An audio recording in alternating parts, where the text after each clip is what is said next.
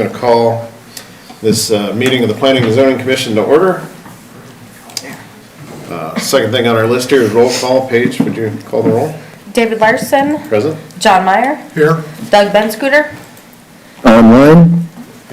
Stephanie Garner. Present. Dave Huser. Kate Payne. Here. Kathy Olson. Here. Awesome. So we have a quorum. So moving to item C on our agenda, approval for the agenda for tonight's meeting. Would ask for a motion. Move approval. Second. All right, it's been moved and seconded. All in favor, say aye. Aye. Any opposed? Hearing none. Doug, did I hear you? I'm in. Okay. It's just hard to say. I couldn't hear you. Thanks. All right, so that motion passes. Moving on to item D, our agenda. It's from our last meeting, which was November 6th of last year, 7th, I'm sorry, of last year. Read that. I would ask for a motion for those agenda minutes as printed. I so move. Second. All right, it's been moved and seconded. All in favor, say aye. Aye. Hearing none opposed, that motion also passes. All right, so item E of our agenda here, we have two items. So just for those that may be new to the meeting or this forum, so what I usually do is give just a very brief explanation. So what we'll do is we'll open a public hearing for each of these separately. So we'll open a public hearing for item 1, talk through it. If anybody has any comments, then we'll close that public hearing. Then we'll have our discussion and motions, etc. And then we'll move to item 2, open a public hearing for that item, discuss anything from anyone in the audience here, and then we'll close that one and then proceed on. So just a little bit of explanation there. So with that, we'll go ahead and probably read the agenda memo first, and then I'll open the public hearing. Okay.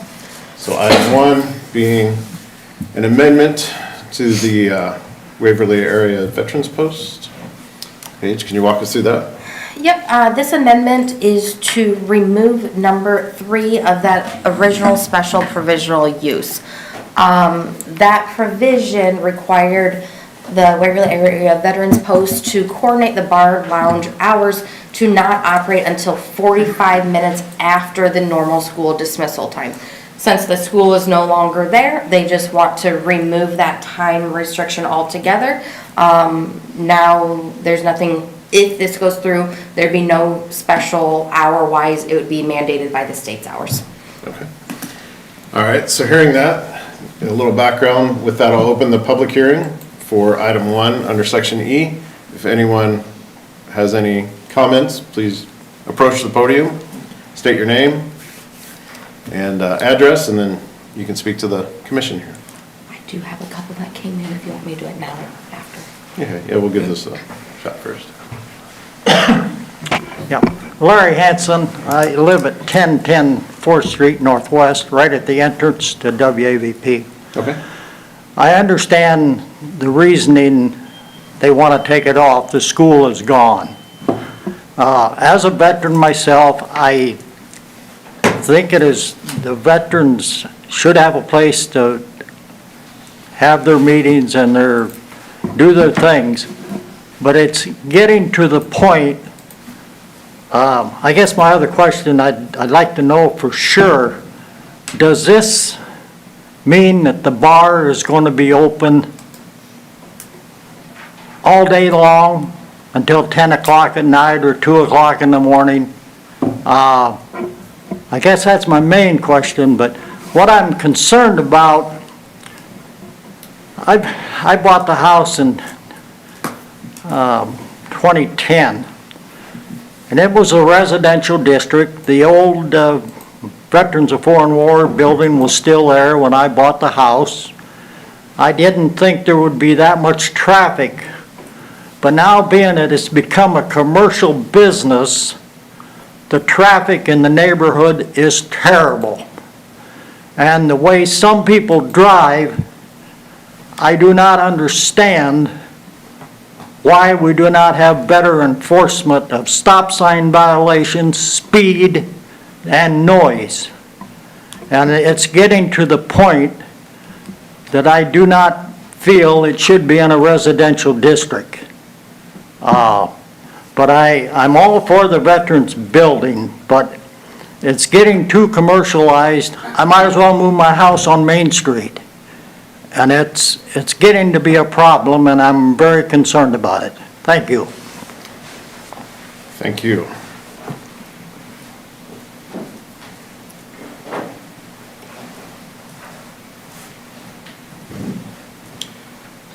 Barb Waltman, live at 421 10th Avenue Northwest.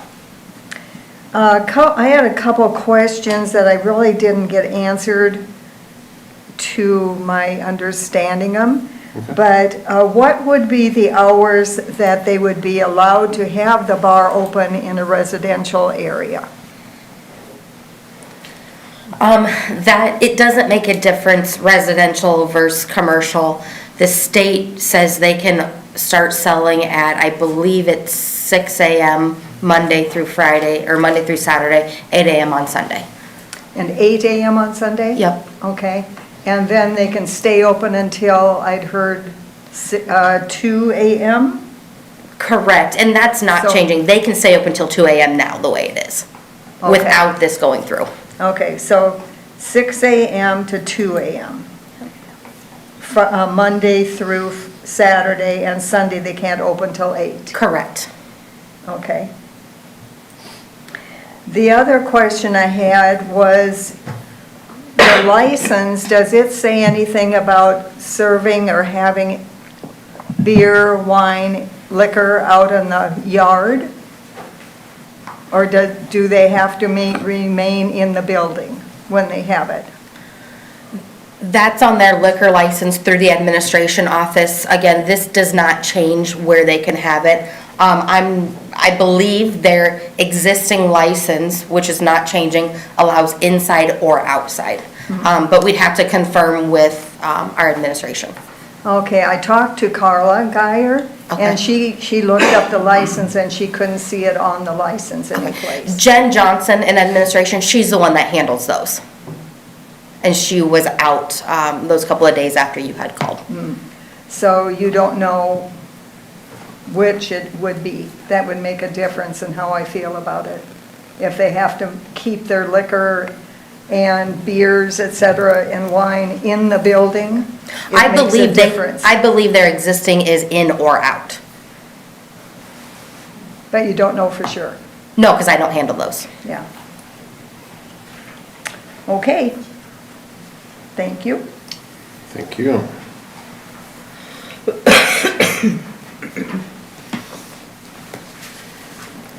Good evening. My name's Tim.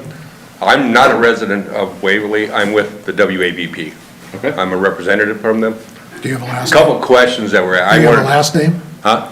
Do you have a last name? Little. Okay. The hours, as of now, not changing. We're going through all our paperwork and we're just updating everything. Since the school was closed down, we're wanting it removed. As far as our hours of operations, as of right now, there's nothing in the works to change it, okay? To my understanding, our liquor license covers the bottom part, not the top. So, to answer that question.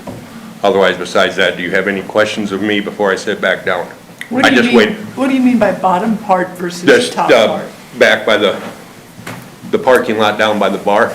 So We have outside venues out there for weddings and stuff during the summer. So if they want to have, you know, a champagne or something out there, that's covered underneath our liquor license. But as far as anything else that I'm aware of, that's what the liquor license covers, okay? I wanted everybody else to talk first so I could answer their questions after they ask them instead of me trying to hit all the questions.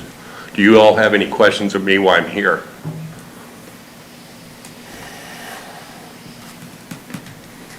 Thank you for your time. Thank you, Tim.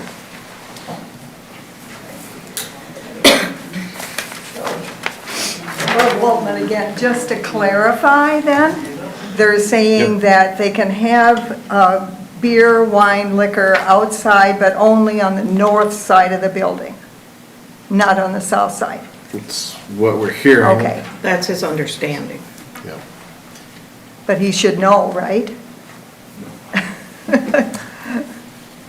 Okay, I'm going to assume that they can only have it on the north side of the building.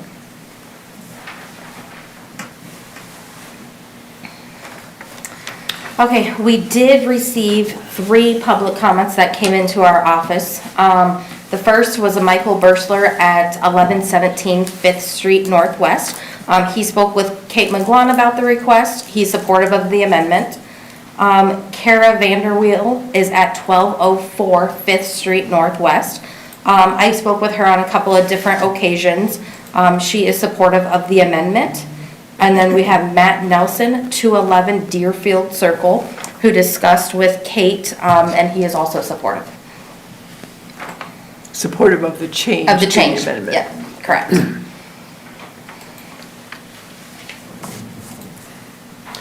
Okay. Yeah, please. Like I said earlier, I can understand why you want to take it off the records, because the school is closed. So that isn't my primarily objection. The thing I'm concerned about is all the traffic that is being involved in that residential district. It's anywhere from pontoon boats to semi-trucks, beer trucks, catering vehicles. It is just not a residential district anymore. And that's my main concern. But I'm all in support of the veterans. But it's getting to the point where it's becoming a problem. Thank you.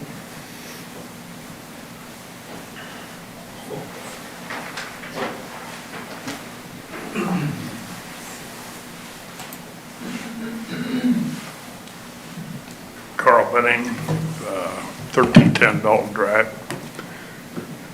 Actually, most of these concerns really have nothing to do with the amendment.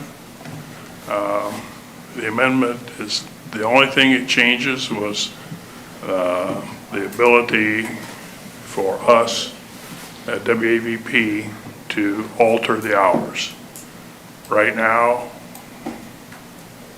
quite frankly, we don't have the manpower to do it. So that wasn't an ulterior motive of doing this. We have no plans at the current time to expand our hours. The liquor license, we just got it back, the renewal, and my understanding is that it's for the property. It was for the property is what you said, yeah, okay. Yes.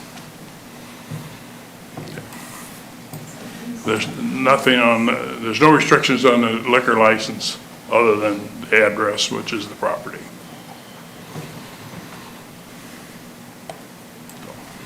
Any other questions? Thank you. Thank you.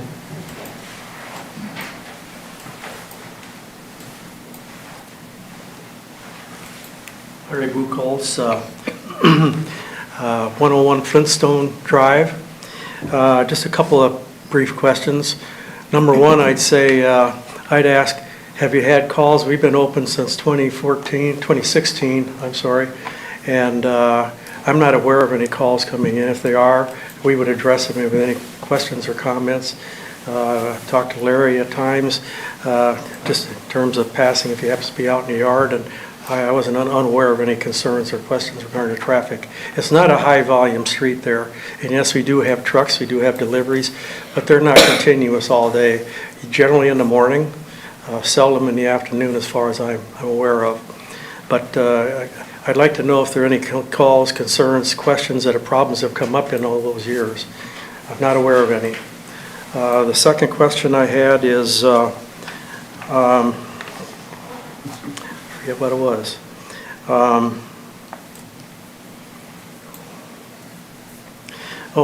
The hours, generally, we've looked at the hours, and just my own opinion, and the three of us are on the board, I've talked to 2 or 3 other members on the board, and, we're not going to be open, when we don't have business. And we're not going to have business if we open at 8 o'clock in the morning or noon or anything like that. We have a few people that show up between 3:30 and 4, very few. By 4:30, we begin to have by 5 or 5:30, we'll usually have 6 to 10 people that are there that are regulars, and older folks they look forward to that as a social event every afternoon. Not to go down there and drink half the night or anything like that. And then if they have activities like a Tuesday night or a Thursday night, as they had dinners Tuesdays and Thursday nights, then we'll have generally people there till about 8 o'clock. The bar shuts down, and there's a lot of evenings when the numbers of people in the bar are gone, it's down to 1 or 2 people in the bar, and they close the bar. So there's a lot of nights they're closed between 8 and 8:30. So it's not like we have a huge amount of activity, and very doubtful. If we don't have the business, we're not going to keep it open. It costs us too much to open early and keep it late. Our cost every day is pretty expensive to open it. So we open it, it's costing us money every hour we're open. So if we don't have the business, we're not going to be there. So at this point, it wouldn't appear to me that we're going to be open very late at all. We just don't have that kind of business. So. What kind of volume, what kind of business do you expect as a result of changing this? What events would you be? I don't think, we haven't even talked about that. I don't think we're anticipating anything like that. We're not going to be competing with the bars downtown to be open till 2 or 3 in the morning. I mean, that's not our goal at all. I'm thinking of more in the afternoon, when it would be. I don't think we change anything in the afternoon. I think there'd be very little change there at all. We might have 2, 3, 4 people that would come a little earlier, but if we opened earlier, it wouldn't warrant us to have it open. So then, we'd be losing money every hour we're open. Why the need to change it? Well, the question has come up from a few of the people, very few of the people, that the school is closed now. Why are you worried about the hours? Initially, it was because the school was open and closed. My understanding is at 2:15. Students were gone. We opened at 3:30, and that was enough. We didn't have people drinking before that. They were just getting there they weren't leaving having had anything to drink. So even that I didn't understand that exactly, but we, at this point, there's not really any reason us to open it any earlier than we have. Would you be willing to put a time in there before which you would not open? I'm sorry, can you repeat that? Would you be willing to put a time in here that is different from the 45 minutes after school is out, but is there a time that you'd be willing to put in to say we wouldn't open the bar prior to that? We haven't talked about that. That's a board decision, and we just thought, the reason it was 3:30 was because there was a school there, and school was letting out. There were still some school activities, things like that. And we thought, interest of safety and we're all concerned with the neighborhood because of that school setting, they set it at 3:30. I guess, part of my question comes, I know the Waverly Veterans Post has always been very cognizant of being a good neighbor in a residential area. Mm-hmm. And to that degree, if it would, if there could be an acceptable time before which it would not open, I'm just asking if you would consider that. Well, I think they do occasionally have private use in the afternoon. That's true, yeah. Yeah. It could be. I mean, we have rented the hall out during the day for business activities and business events. There was a time, I'm not sure who meets there now. I know Rotary met there for a time. They don't meet there anymore now. But is the bar open during those times? No. Right. Well, I personally had a private function there prior to 4 o'clock, and the bar was open. There can be some private functions there, yeah. Does the 3:30 or whatever time it is thing apply on the weekends too? Just weekdays? No. I mean, this restricts them for 5 days a week. It's 5 days a week. I mean, to me, it's only adding a few hours for 5 days a week. And that's kind of how it came up, is because there was new, one of them had come into my office and just asked for the original paperwork, just to learn some background information on the special provisional use, and looked at it, and the hours came up. It's like, oh, how do we remove that because the school's no longer there? Well, was there any question, I don't know, in the city council when they approved the liquor license, was there anything that came up at the time? No. No. Okay, I mean, the city council approved it at that time for their liquor license, so I guess if there wasn't anything that came up at that time, then I don't see that being an issue now, so that'd be my thought, you know. So I suppose my question is, what about during the summer when the school isn't open? Does this restriction apply during the summer? No. And there hasn't been any problems during the summer of? Right. Okay. I mean, it's pretty clear, school dismissal time, if there's no school there, it's. We still have it open before 3:30. It's year-round 3:30 opening, so. Well, you know, I guess, I don't know if it happens, but what if 5 guys want to come in and play cards at 2 in the afternoon and have a beer? You know, I just don't see that should be prohibited, you know, for 5 days a week. I mean, I just think it makes life a lot simpler all the way around if it isn't there. That's how I feel. Okay. Have any other questions? Okay, thank you. Thank you.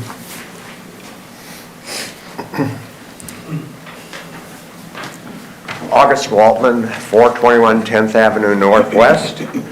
I realize this resolution being considered is the third of 3 things that were in the provisional adopted by the City Council.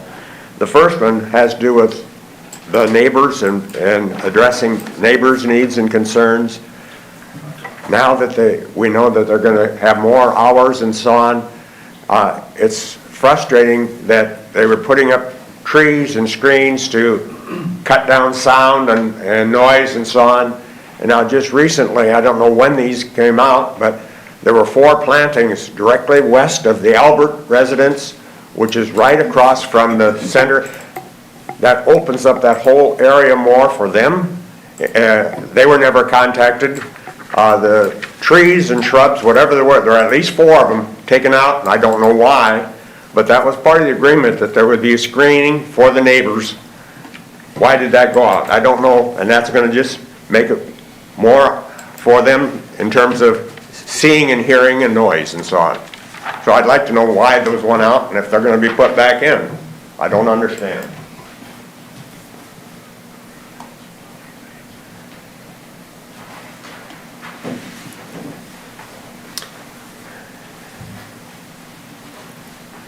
Judy Hansen, and we live right at the entrance of the post. And I'm concerned about, it's winter time now, but summertime, what kind of traffic are we gonna have when the bar's gonna be open all day long? And is there gonna be parties and stuff outside with more noise? We have the Harley guys, 20, 30 at a time, coming down there to have drinks. We have these, I don't know what they call them, where they go from tavern to tavern, a bunch of vehicles or Harley riders. That's annoying when you have all that going by your house, and if they're going to be serving liquor during the week, that bunch could be on vacation or something, and we have to put up with it during the week, not just on weekends.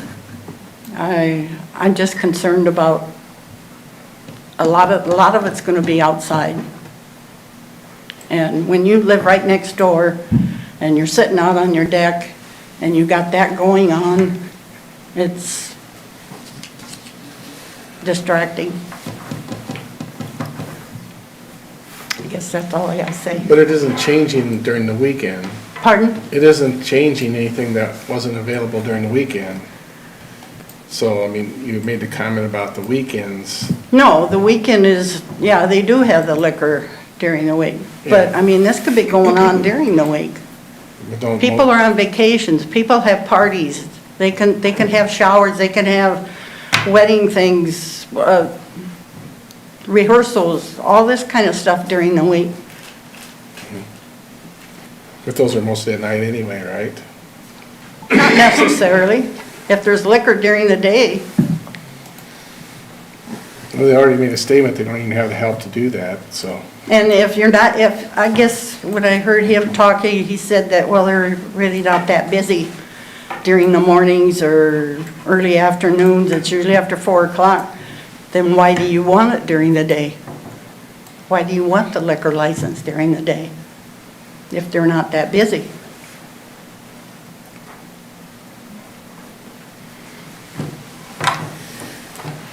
Thank you.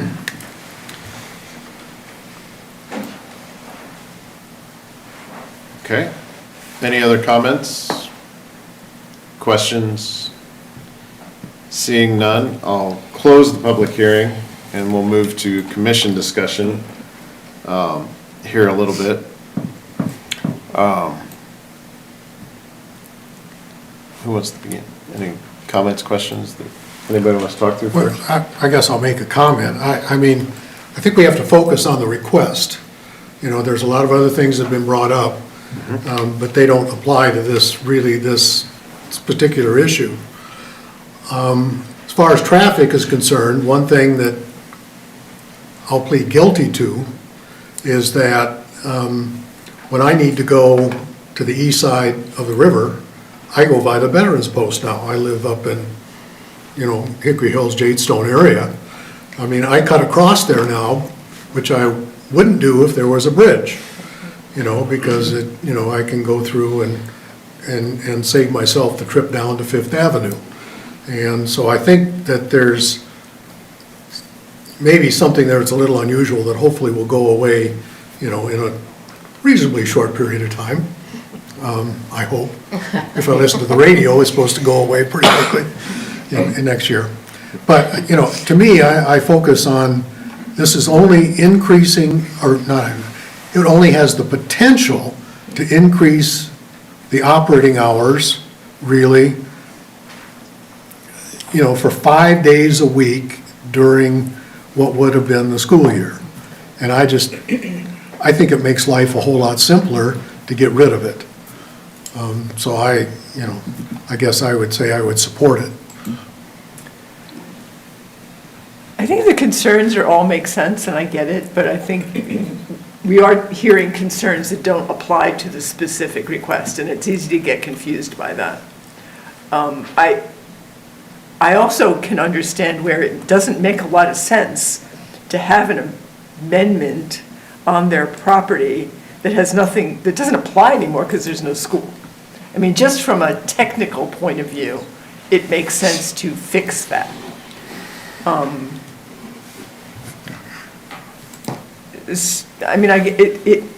fully understand that having the Veterans Post where it is an unusual situation in a residential neighborhood. Totally get that. The irony of it is that I'm glad to see that there's success there, right? Because you don't want it to be not successful either, because that wouldn't be good either. That would be worse. Then conceivably it wouldn't even be functioning at all. And that's worth at least considering that it's been a positive thing for many people. So my inclination is to kind of take the point of view that John's mentioned, in that I don't see it having a big impact. I think the impact of the things that you feel now are real. I'm not denying that. I just don't think this is going to change anything. I'm kind of inclined to think that way as well. I do, however, realize that there is a concern that the commercial side to that property is only expanding in a residential area.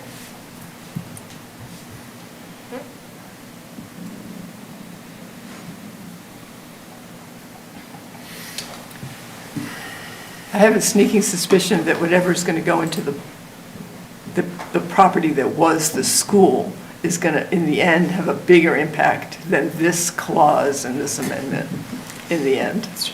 And that it's important to think about that.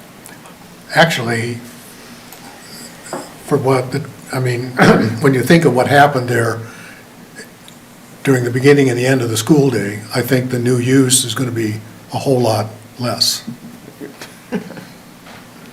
That's probably true, yeah, because it won't be all at one time. Yeah, you don't have a concentration of school buses and parents and all of that kind of stuff, you know, and that's gonna disappear, even if it's, you know, I don't know how many apartments they. Yeah, that'll be plan. better than it was as a school, but I don't think that the change to this amendment will affect the neighborhood. Correct, I understand what you're saying. Dramatically. I just don't see where it will.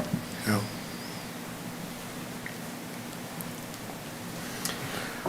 Well, I guess I would make a motion, the Planning and Zoning Commission recommend approval of the Special Provisional Use Amendment for the Waverly Area Veterans Post to remove Section 3 of the original special use. Make that recommendation to the Board of Adjustment. Second. All right, we have a motion that's been moved and seconded. All in favor of passing that, say aye.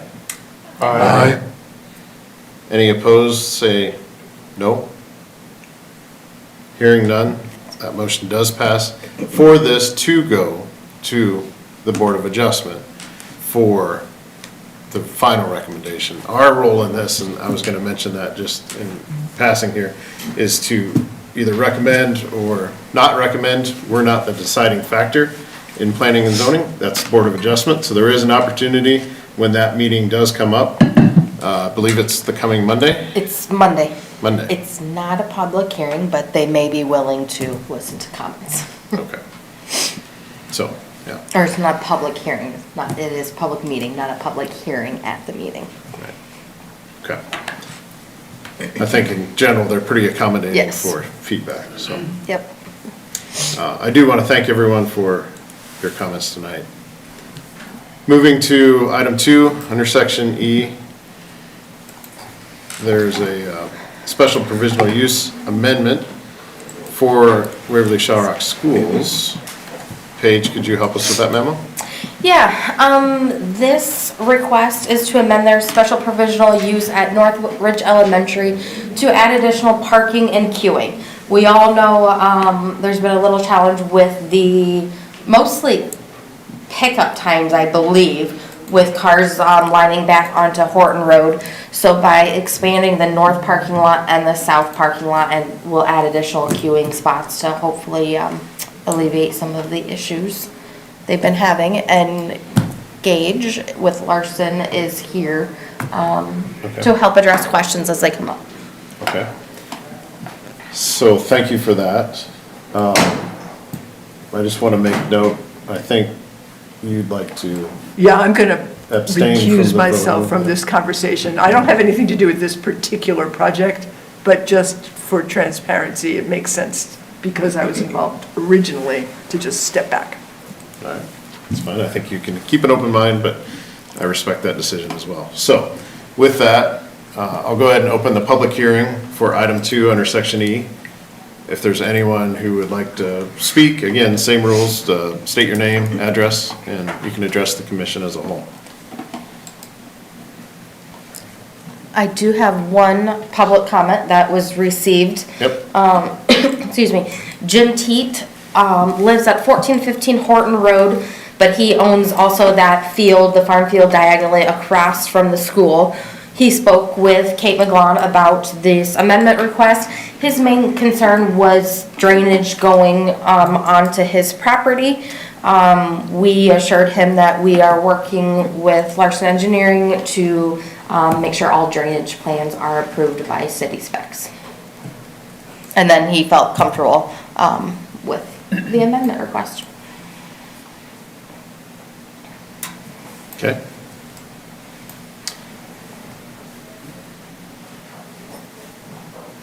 I guess I will speak because I'm here. We just today addressed the city's consultant review comments in regards to the stormwater. If you've been out there, there's quite a large basin on the west side that was sized to meet the city's Chapter 9 stormwater requirements of the 100-year post-development matching the 5-year pre-development.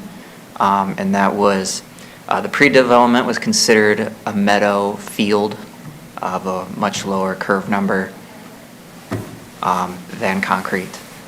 So we have not proposed any changes to the basin because the basin is of sufficient size to handle this and still stay below the initial requirement. If there's any other question regarding any of the rest of it, I would be happy to answer any questions. Have you had that conversation with Jim or Mr. Teet? I have not received that question from him, but we did provide a drainage report to planning and zoning. We can make it available to him if he would like. We can also have calls with him. I think transparency and full disclosure, just so he understands, so he doesn't come back later and say, well, nobody talked to me about it, so I would suggest that. And we provided him with the plans. Okay, but I mean, sometimes, not only you, but the schools, you know, I don't know, just transparency's best, you know. I haven't looked at it in a while because I update my model, but I believe it's only an 8 or a 10-inch pipe that leaves that pond. And the pipe that it crosses through is a 48-inch. So, and we are below 5 CFS, which is, I've had someone describe it as 5 basketballs per second before, to put it in a perspective. So. Yeah, I'm not sure it's changing any area, it's just making more of it impervious, but, you know, it doesn't really change much. And I think that's kind of all he wanted to make sure was that it's not too big of a difference that would be changing. I did ask him a question before the meeting. I wasn't on planning and zoning when they did the first time around, but when I saw this as an interested citizen, I said, whoa, there's not enough parking on this place. And now when you're increasing it from basically 81 spaces to 184, it kind of reinforces, I said, you know, man, you know, so you're adding over 100 parking spaces. And my question to him was, you know, what analysis have you done to make sure this is enough? You know, because adding more than this would be kind of tough. I mean, there'd be really some big changes.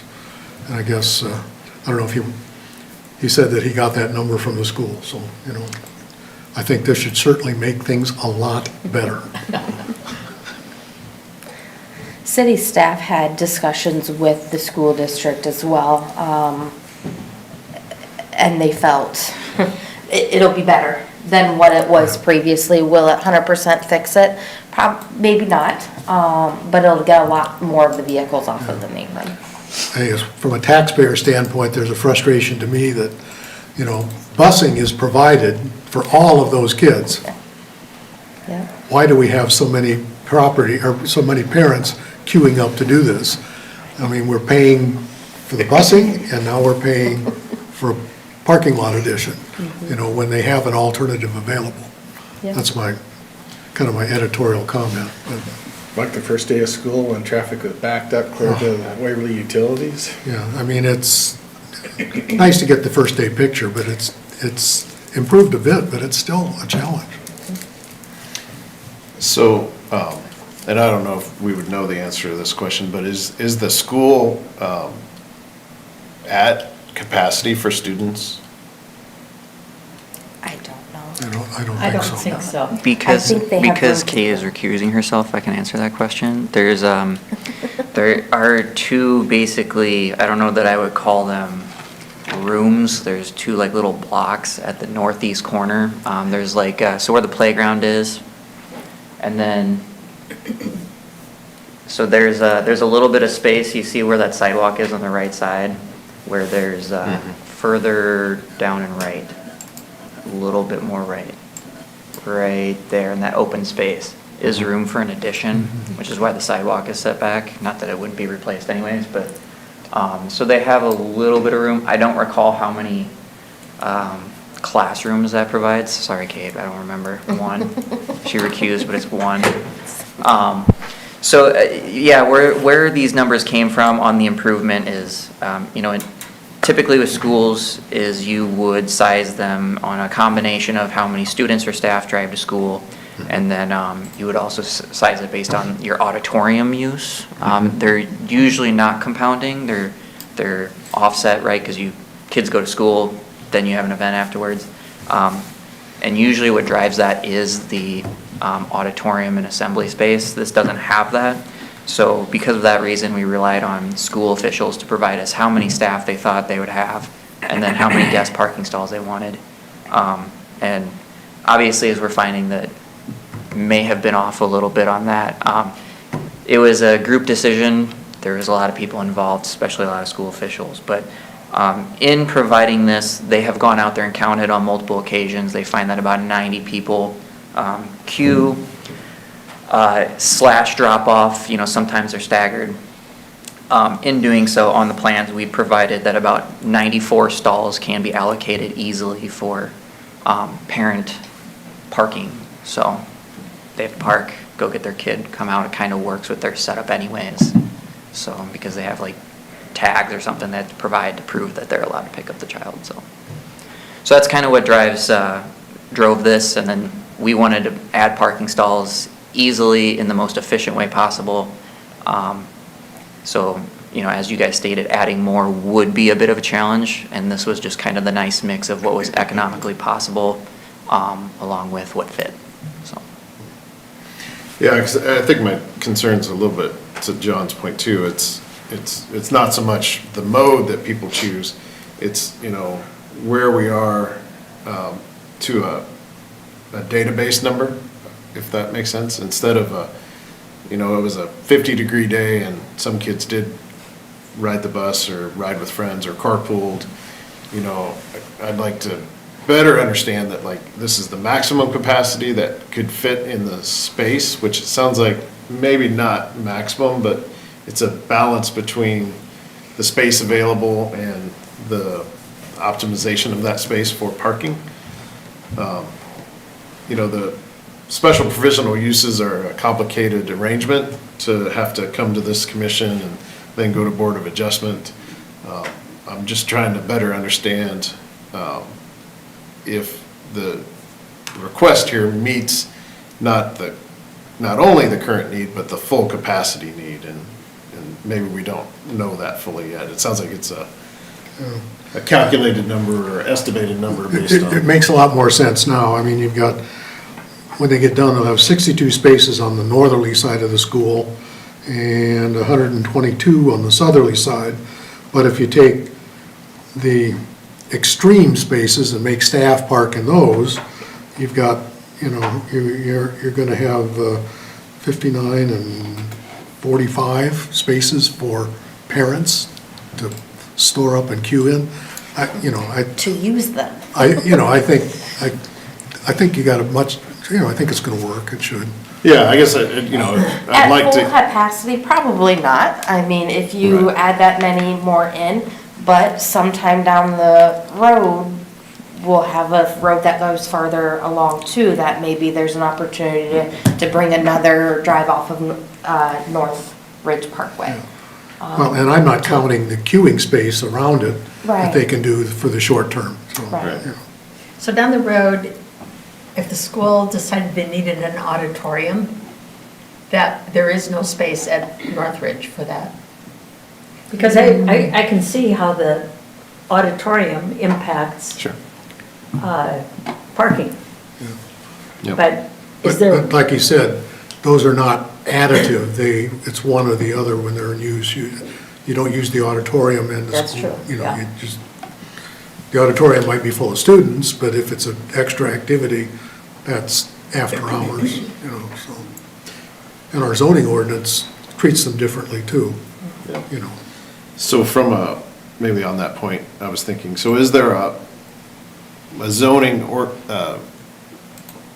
factor for number of spaces for a school? Schools are typically based on the auditorium size. On the auditorium, so that doesn't. It's so many seats per parking space, yeah. They're way over that. Do you guys recall what your auditorium factor is? Is it 1 per 4? Yeah, that's what I wanted to say, but. Okay. I'm not the architect, but I don't imagine there's a whole lot of space for an auditorium that would, if you took 183 times 4, I don't know that facility could handle that size of an auditorium, but kind of working backwards on it. Yep.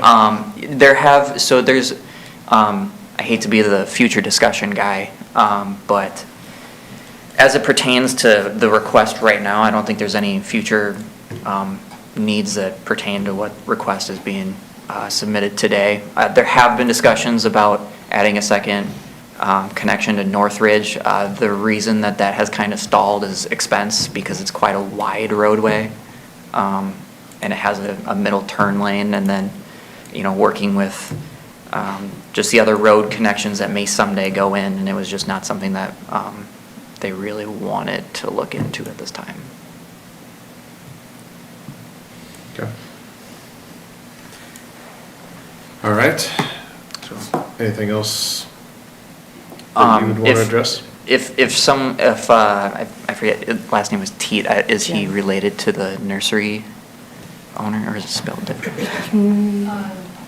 Used to be. If they would like us to reach out, We can reach out to him and see if he wants your guys' contact information. I can provide it to him. Okay, that's all I had. Thank you. All right, thank you. Thanks, Gage. All right, so any other public comments for this item? Seeing none, I'll close the public hearing for this item and move to commission discussion if there is any more.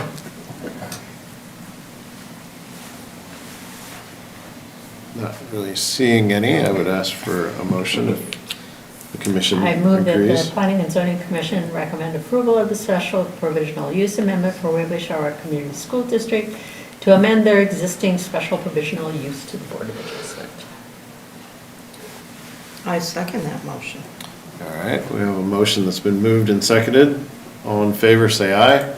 Aye. Any opposed, same sign. Hearing none. That motion passes as well. So I just have a curiosity question. Is there a parking issue at the other school? There's not as many kids there. No. Okay. So the queuing is not, They haven't had has not been a issues. problem? Okay. All right, so we're now in section F, regular business. We have a Plat survey for parcel XX and parcel YY. Paige, if you would help us with that agenda memo? Yeah, so this originally came up because of two reasons. The first is Kroll would like to widen their driveway, but they're already at both property lines. And then Teat Nursery would like to add another building, but it would have been crossing over property lines. So with this Plat survey, parcel XX will then get sold to Kroll. They'll probably be back next month with the Plat survey combining XX with their main portion of their lot to expand the driveway.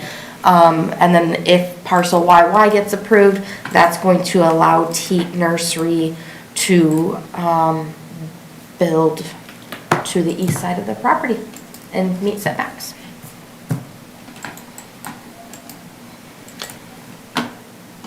Okay. What was staff comments? Staff isn't supportive of it. What's that? The staff's supportive of it. Yep, there wasn't too many of them. We've seen the need for Kroll to get the additional space for their big trucks in and out of that driveway. And Teat Nursery, same thing, we're happy that their businesses continue to expand. What's taking Kroll so long to, What's that? what's taking Kroll? I mean, I Yeah. just feel like there's gonna be some kid that is gonna get hit by one of those trucks, going in and out of there, so. I'm not sure. What's Yeah, the holdup, but. I wanna get this thing rolling, Yeah, I mean, someone shared with me that they're waiting for basically electrical controls. Oh, That's been a holdup for quite a while. I know they received one of the items they needed, but they might still be waiting for the other. well, that's good to hear, I mean. Unless you want to start making chips in your backyard. But I mean, it's always bothering me with all the, traffic, The electrical components were a big play in the delay. It really would be nice to get them out of the neighborhood where they're at. Yeah, Yeah. yes, I fully agree.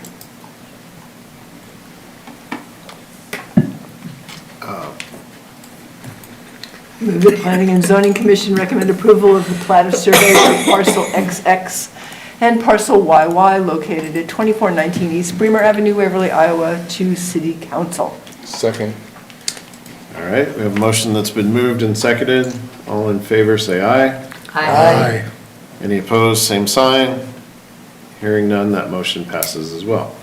All right, item 2 in regular business, section F here is an amendment of,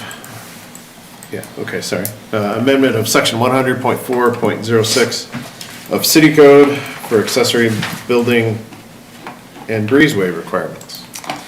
Yeah. If you'd help us with that agenda memo. So Paige. we originally brought up the idea of the swimming pools last fall, and then we were off for a couple months. We didn't have meetings. I didn't want to bring this back just for one of those. But we've got people having conversations again, wanting to look at installing swimming pools. A couple of them are at their square footage. They've got bigger lots though. They'd easily meet setbacks. I said that I'm bringing this actually code change up to you guys tonight, and then it'll go to council before it becomes official. But because we were looking at adding in there, the thought as a commission was we thought it made most sense to add it there under that accessory structure, kind of as an exception to that square footage size. So since I was already going through that section, Kate and I decided to make sure if there's any other changes. Basically building from the word structure, or from the word building to change it to structure. Structure is what is in our definition. You can have floating decks that are considered accessory structures counted against this section, so I didn't want it just to say building. I wanted to make sure that it was clear, included all the others. Yeah, I agree with the wording for the most part. I did have a couple questions, so maybe I'll kick it off here. Yeah. So we really don't make a distinction in this proposal against hard-sided pools versus soft-sided pools. From the code interpretation, would that be the same? To explain it more, Yeah. I'm thinking a seasonal pool versus a year-round pool. You mean an above ground or an in ground? No, above ground. Even above ground hard sided stay Yeah. year round a lot of times versus the soft sided. Right. So I know we had discussions about that and we never really set on a point one way or another. However, building code, if you look at the chapter 90, it says does it say any prefabricated pool that's more than 2 feet deep or more than 5,000 gallons or something like that? So if we make it fall towards those lines. That requires a permit. That requires a permit. It doesn't necessarily That's true. fit accessory structure. That's true. In my mind. Because, yeah, if you have a shed that doesn't need a building permit, we do a plot plan, but you're still limited by these. So, most pools though are gonna be above 2 feet deep. I mean, the only pool that I see doesn't apply to this is the inflatable play pool. Little you know, kiddie pools. You know, the kiddie pool that, holds 150, 200 gallons, Right. Well, then maybe I'll just get to where I feel the conflict's gonna be is, so if you have a seasonal pool, right, a soft-sided seasonal pool, you're required to put a fence. But the pool may come down at the end of the season. Yeah. So I struggle with do we that. wanna change something with that? Yeah. So that was Because the my, location might change, or they might not have one the next year, or, no? right, and it doesn't, it just says around the perimeter of the pool, right? So it doesn't necessarily give a setback or size change, but. I guess, doing my walking inventories, where I've seen those kinds of things, the fence is there permanently. They fence their yard, and they got a And any pool decking. in the backyard. So I'm not sure, taking down and putting up a fence is probably not an issue. Well, I'm curious, is that a soft-sided pool or a hard-sided pool? So are you looking at the different? Yes. I've seen both, yeah. Between a personal property pool, meaning it goes up in June, comes down in September kind of thing, versus permanent structure. Yeah, so if somebody wants to put what I'm calling a soft-sided pool for a season, you know, the requirement is building permit. The requirement's gonna be, you know, you have to have a fenced yard. You're, gotta have enough square footage for it, which I understand the code, you know. I feel this isn't specific enough to address the two different types. So I would advocate, I'm not suggesting what the language should be necessarily yet, but I would advocate that we make a distinction somehow between a year-round pool and a seasonal pool, or you know, just for the requirements. Yeah. I have seen what I think you're defining as a seasonal pool, and they stay there forever. Well, they built the deck around them and. Well, or not, and they don't take them down, even though they're probably intended to come down. You know, they're even, some of them aren't even a filtered pool, you know. And so that's what, yeah, I mean, we would have to figure out how we separate the two. Because even some of those seasonal pools get to be pretty big and deep. Yeah. And those, what's the point of having the fence? Is it for safety to keep other potentially neighborhood kids out? If so, then we probably want it on around some of those seasonal pools. But I understand that, well, the pool goes down, now what? And then is this now forcing that, I think, Kate, you mentioned at the one meeting, we're getting so many fences up. Is this then encouraging everybody to put up a fence rather than being those friendly neighbors, which, I don't know. Right. Do we want to see a lot more fences go up because of swimming pools? Yeah, so I certainly, I feel both meet the definition of a pool, right? And they trigger the building permit and the setback discussions, and it's truly an accessory structure in my mind. However, the fencing requirement, because of that, I think impacts if it's a seasonal pool or a non-seasonal pool. And I know something else, while we're on that topic, that we talked about a little bit the last time we discussed pools, was, as far as drainage of pools and filling of pools with air gaps versus whole, just the hose in the water. I don't know if there was any other staff discussion on that, or if that falls into a different section, like building code, for example. That would all go under That's building code. in plumbing code. Yep. Yeah. Building, plumbing, mechanical. Right. They would handle all those sides of it. Just for curiosity's sake, did we see an increase in pools when we didn't have a city pool this year, or, will some of that go away? I definitely got more calls for it this year, or in 2024, than I had Previously. the year before. I've only been here in this position for 2, but yeah. I mean, not that it makes a big difference, but I wonder if all of a sudden it'll change after the. I think it is driving it a bit, especially with one more year without a pool. Okay, so the final note that I took, it was, we say a fence, is that a defined structure? So, does that mean you can have a wire fence, you can have a board fence, you can have, I didn't get time to go look through the city code specifically if it defines different types. We don't define the type of fences you can have, but I would imagine, yes, a chain link would still be fine unless we want to specify it as just something else. Then can somebody put up a temporary fence? Yeah, this is kind of snow fence, I mean, is that? Yeah, I thought of that. I'm just curious if that's I mean, it looks specific tacky, enough but- or simple. Yeah, What defines a fence is. I mean, we have a fence in town that has some posts with chicken wire. And they'd have to do a couple high to get 5 foot, but. Because there's a fencing permit requirement through the city. Yeah, Right. that's more just to make sure it's on property lines and outside of easements. doesn't We talk have about them type. telling us what kind it is, but we don't have requirements on what kind. You might get some complaints later about, if you're talking about snow fence, one of those orange snow fences, I know. the neighbors might start complaining about. They will. having, Yeah, yep. It's gonna look lousy, yeah. Yeah. So I was just trying to maybe head some of that off while this was still in red line form. absolutely, yeah. Not to overcomplicate the topic. So my request, I guess, would be just some sort of clarity around type of pool, seasonal or year-round, I don't know. Is there a permit for a limited use from this date to this date? It just, If you have a seasonal pool and you take it down and put it back up the next year, do you get a different permit every year?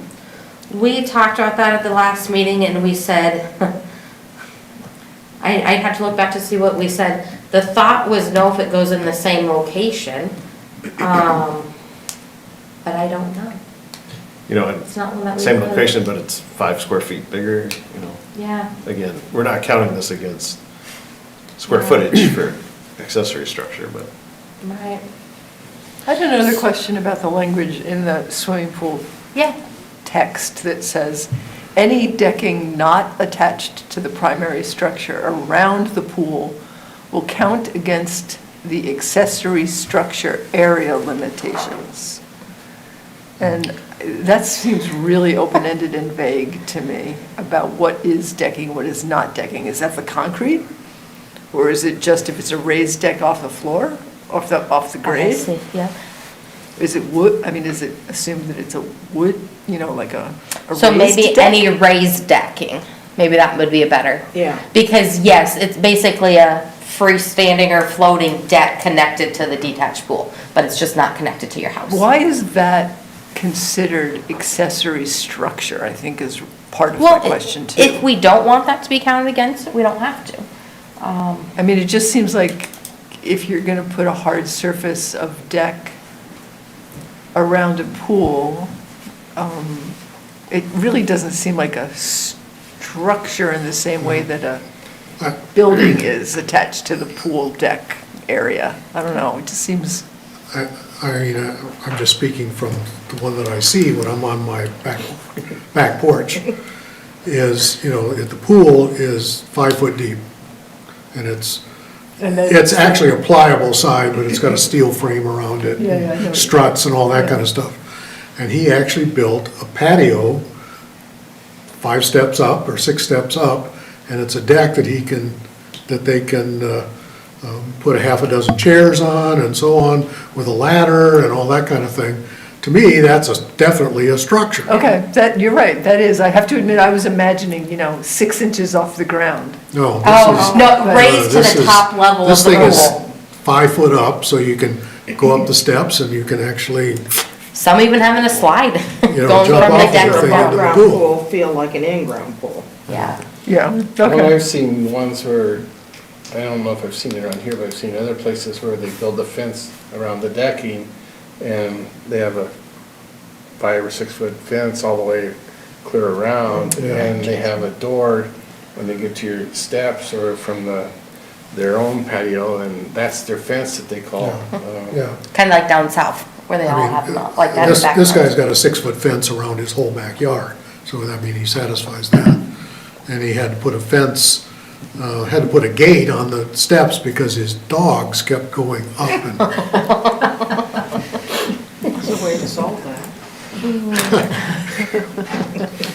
So, I think it's all good discussion, to kind of do the flip side. So if somebody were to install an in-ground pool, the way this code reads, it doesn't count against their square footage. Correct. And neither does the concrete pad around it. Correct. And that wouldn't anyway. So- No, it's just. Because, well, it's not a It's structure. the lot. You can pave your backyard if you want to. Yeah, you can go around. Well, the we've lot got line impervious with the coverage. concrete. Yeah, so I'm just simply asking, so is that a change from the way it was written for pools? Like, if they were counting as an accessory structure, so they did subtract from that Yes. square footage, right? Now you could have the pool in ground and it wouldn't subtract from your square footage. You So got it. is that, You can concrete Our your whole intent. backyard, but you can't concrete your whole front yard. Yeah. We've gone through that before. so. I think part of the reason for the permit for the whole thing is because a structure being built above ground is conceivably a risk of falling and hurting somebody. There's always a life safety kind of attachment to the whole Well, story. then it's potentially offensive to a neighbor. Potentially, yeah. An in-ground pool, although could be offensive to a neighbor, but it's not likely that the pool structure itself will fall down and hurt somebody. Now, somebody may it's fall not- into the pool and be hurt, It's hence not the fence. visually obstructing a view. That's true. Yeah. You just gotta make sure you invite that neighbor over. Swimming, then they won't complain. Exactly. But yes, Dave, if we want to change a little bit more to make sure this is more for permanent pools versus not, we can. From a couple of the codes I looked at, there wasn't really very clear distinction, so I would want some direction of what way to go. I mean, the way I would view it is anything that's over a certain depth and size. If it's smaller than that, maybe we don't want to mess with it, you know. Well, I think a lot of those are, well, yeah, it depends where you establish that. line. Yeah, I know, and what's reasonable, I don't know. Do you go by diameter? No, it's usually by gallons and depth is what, I think all the stuff that she handed Yeah, I know, out the I last just- time. I just was wondering if that would be, I know the gallons, but, Well, a lot of the building code stuff, you don't have to have a fence or a guardrail or anything unless you're over 30 inches above grade. Yeah. I mean, personally, I think that's too Even, high. but- even your deck on the back of your house, if it's over that, you gotta have it really. Yeah, right. So maybe there's something in there, the thinking about this that's driven by that other part of the code that puts 30 inches as a baseline. So I know, again, it goes back to being the permit thing, but the 5,000 gallon pool, I was looking, the diameter is typically 15 feet in diameter.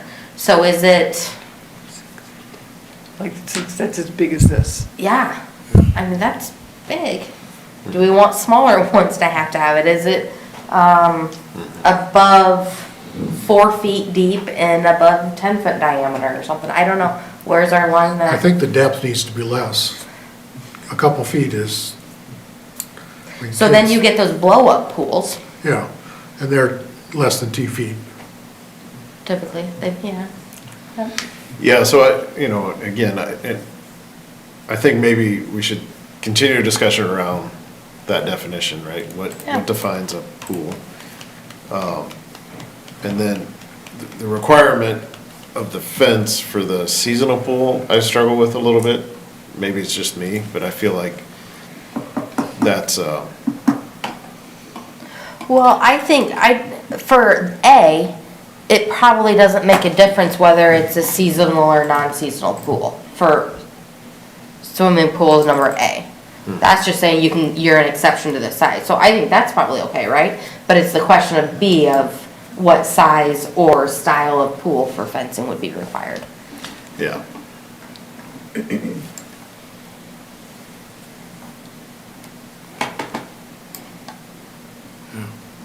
What do insurance policies require?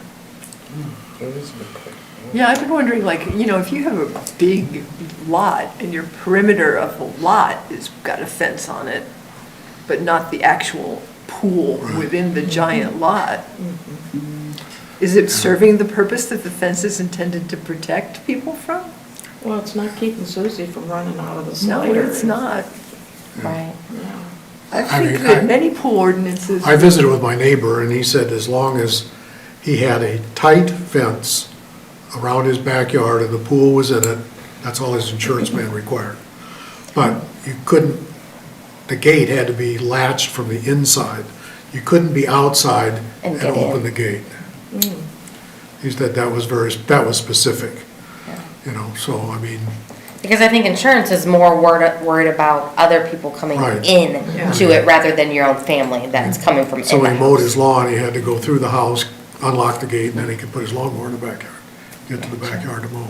So, I mean, but that's what he told me. I didn't talk to my insurance guy, I just talked to him. And it kind of makes sense, Yeah, absolutely. I'll bet in parts of the country that it's different than that. That in places where there are a lot of pools, that fence has to be around the pool, not around the Not around property. the yard. Well, that's what, yeah, I'm thinking down south where they even have that top fencing over the pools. That's probably a requirement for all of those. It's right around the pool and above it.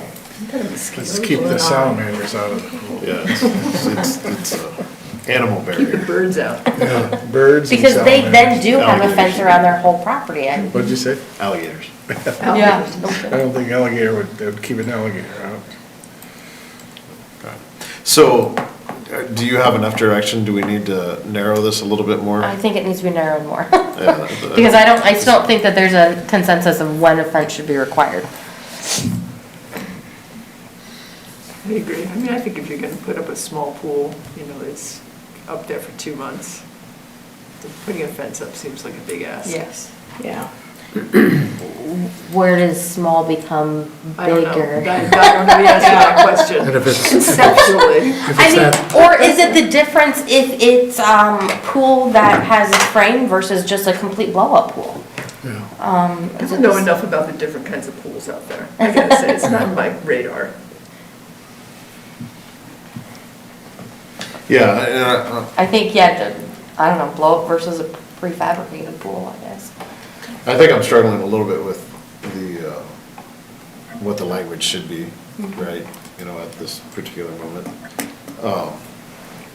But yeah, my problem is mainly with B, as you said. So number 3, B. So we'll see if we can do maybe a little bit of research on pool types, different kinds of pools, kind of averages. We can pull a couple other codes again to see if we find anything else. And then maybe I'll email you guys out what we find to see if we can get a draft for next month. Well, and maybe just to summarize it, I mean, maybe it's not a size-based, maybe it's a time-based, right? If it's erected for 12 months or whatever, pick a duration, right? If it's less than 6 months, if it's greater than 8 months, I don't know what that right narrowing is, but if it's less than a year, it doesn't require a fence, right? That way you're covered with an in-ground I think you pool. gotta throw some depth in there, I see. I do think we need some depth. yeah. Like physical depth. Yeah, I mean, Not yeah, conceptual depth. Yeah. I mean, neighbor kids running around so that they don't have a mishap. I mean, you can drown in 2 foot or. Yeah, you can, Yeah. but it's harder. Absolutely. Yeah, Right. Little kid could easily. that's why I was curious what insurance, where their limits are.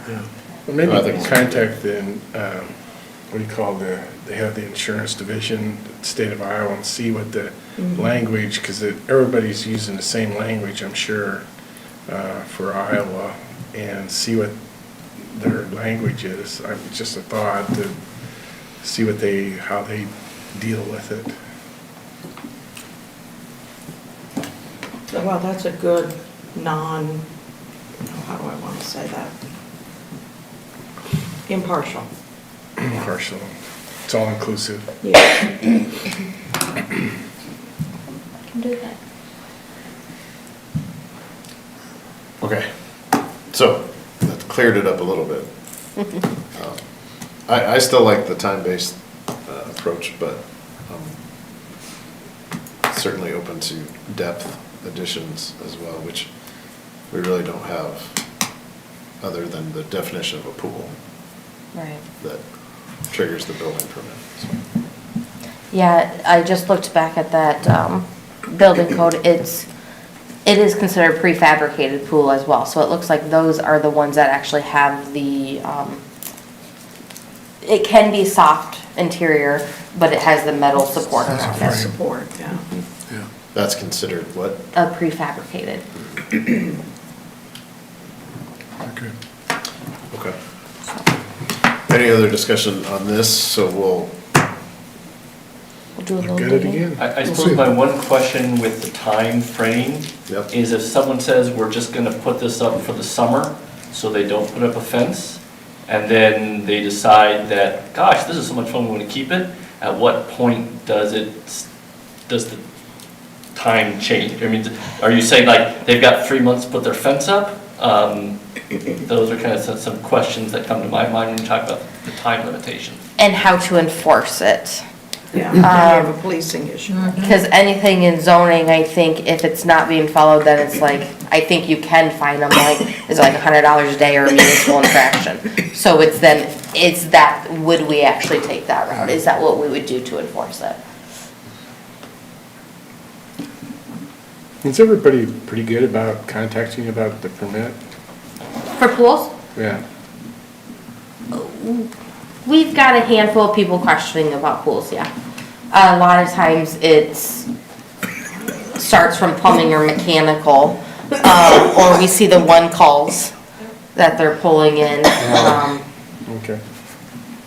So Kate's proactive. Okay. All right, so we'll revisit that topic. We won't take any action on that, short of our discussion. Bring it back next time. All right, item G, old business, any? No, All right. Item H, nope, no updates from staff either. nope. Item I, commission updates, any? Go back to staff updates. If you guys want to, study session this month, is the housing needs analysis. If you guys want to hear the presentation, it'll be at the study session. When is that? The last Monday, 8? No. Yeah. 24th. 24th. I remember the 20th. Housing needs. Yeah. I hope I'm not the only one, but I did get it. I asked her for a paper copy because I hate writing it online. And I went through it last weekend. I was so bored. But it's interesting. Some of their analysis, to me, is a real stretch of how they come up and they say, we need this many, affordable units, in the 200 or 350, hovering around 350, how that analysis. And I'm very curious how they present that. Some of the graphics, I'm not sure they really even looked at the community when they made them up, particularly the one that it says, this is single-family housing, and they have parts of the Wartburg campus, the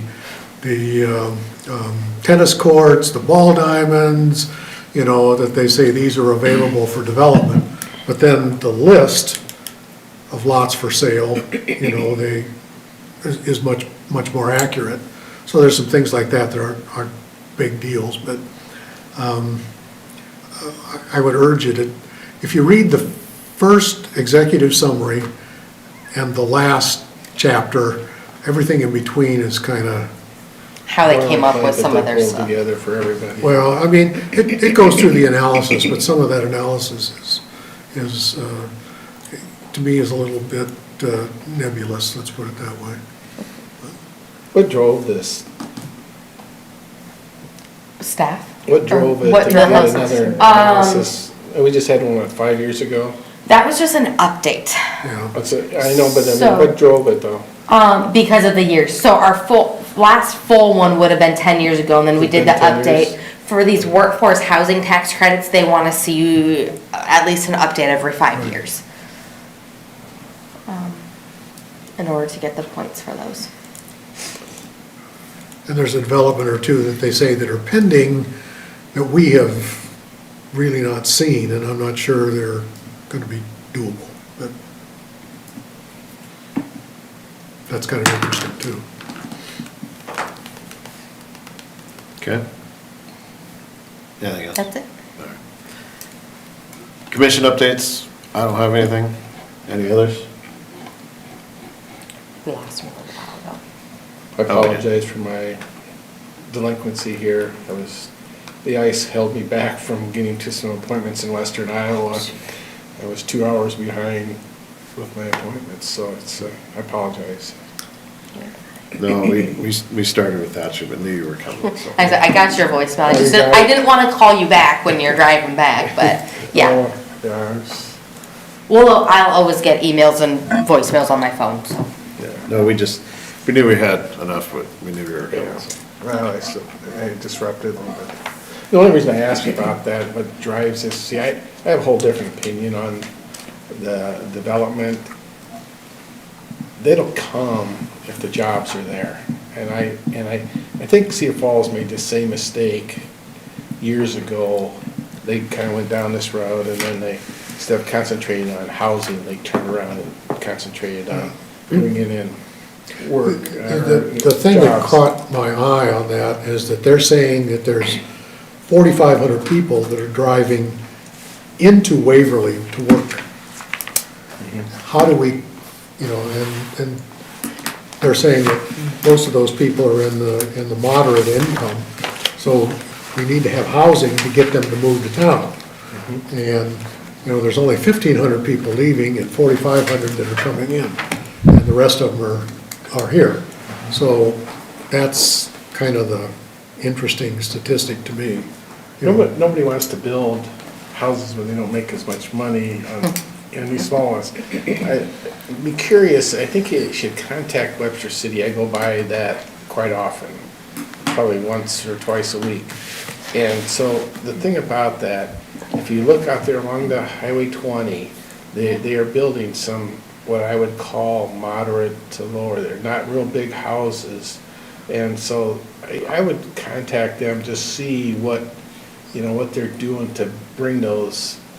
Where was that? I'm sorry? Webster City. Oh. Were those some of those, But they're not the prison industry houses, but No, these are stick-built right on site. They are, okay. Yeah, I watch them, like I said, I go by there 1 to 2 times a week, and so it's an interesting house. It's a 2-car garage, and it's like a 1.5 story, and so I'm pretty sure they're low to moderate housing, and I'm guessing somehow because it sits right out there along the Highway 20 with all the traffic is there, they were hard to sell, you know, for people to put. And so I think that, you know, it'd be interesting to find out what they did to get those going. Yeah. Is that a subsidized type thing? I don't know, I just see them being built, and there's been, you know, 5 or 6 of them recently over the last 6 months. Well, what you're describing kind of fits into that. Yeah, I mean, I don't know for sure, but that's why I was saying maybe contact the city over there and find out what they were doing to get those going, because I'm pretty sure they are. On the north side of the highway or south side? North side. right on the north side. I think Kate found it on the Google at least, that we can pull up the area. Yeah. Other Kate. But I just, it's just this set, nothing being developed in there for so many years, and now they're building these houses, and I just think that, I'm pretty sure they're more of a low to moderate housing, so. Yeah. And maybe there's, these smaller communities are able to get these grants. If you take a look at a lot of smaller communities across the state, that they are, but Waverly is too big. But it'd be interesting to find out, what triggered that, because it's sat empty for many years there, that nothing was getting developed there, and then all of a sudden now they're building these. So it'd be interesting to see. I don't know what they're going for, but I'm sure they are. Okay. 350 down along that new kind of development right along the highway? Let's see, they may be, I don't know if they are getting a grant, like some of these, I don't know what the population of Webster City is, but it's like 44 to 5,000, I guess. Most of those communities aren't getting grants, but they're giving some humongous tax credits. Yeah, but there is some program out there, because I know a lot of smaller communities. Under 10,000s, they're eligible for some other things. Yeah. But we'll take a look. But those are, is it, you're finding what those are, or is that what they are? Well, I was looking at Zillow. 350? Does that say it? 350. I can't read it. The ones right along the highway. Yeah, so that's actually, that's the cap for the moderate. They're looking at 250 to 350 is where they I want to can't get. understand these numbers myself. So that's probably not specific to It was those. 10,000, I thought it was less than that, because I noticed that I've seen a lot of smaller communities out there that are putting in developments that are getting grants to do so. 2.5% interest. Well, Western Avenue. You read put the their last straight- chapters of that report. They have some techniques that Requirements. they're Yeah, it's like 10 suggesting, and year. I'm not sure are gonna work. in It's at 10, I It think, is? 2.5 for 10, and then she scrolled away. To try to reduce So I costs. drive by that thing so many times, I just started watching these houses going up. The city will provide economic development support for housing Anyway. development. That- January 21st. Are we ready for I said, adjournment? that was just January. Yep. No, let's, You don't like just chatting? Listen, No, I mean, it's interesting. but anyway, yeah. Yeah, I would ask for that. I move that we adjourn. oh, well, I'll second that. All right, we are adjourned. So my